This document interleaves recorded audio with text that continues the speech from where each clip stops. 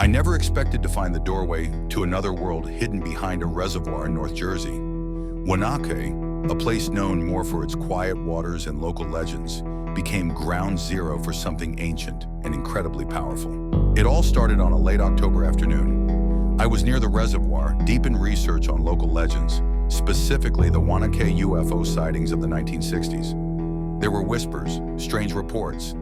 Something happened here that no one could truly explain. Armed with a worn map and my trusty camera, I ventured toward the western edge of the reservoir, near the spillway. The trail was eerily quiet, too quiet. The usual sounds of nature were absent, and the air felt thick, charged with an unseen energy. That's when I saw it.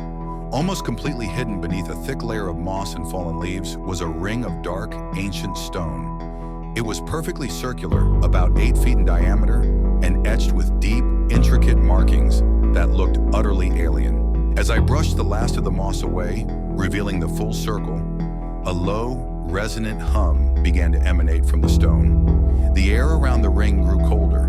The stone ring itself started to shimmer, faintly at first, with a soft, pulsing blue light.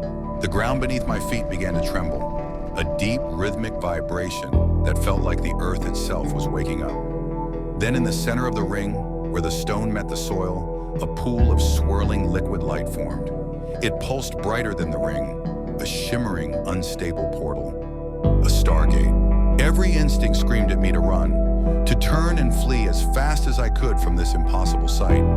But something held me there, an irresistible pull, not just physical, but deeply familiar. It felt as though I had seen this gate before, perhaps not in this life, but somewhere, somehow.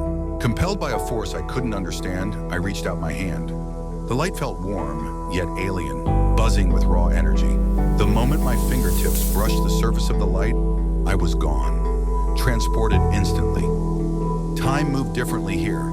The other side wasn't another planet or a distant galaxy.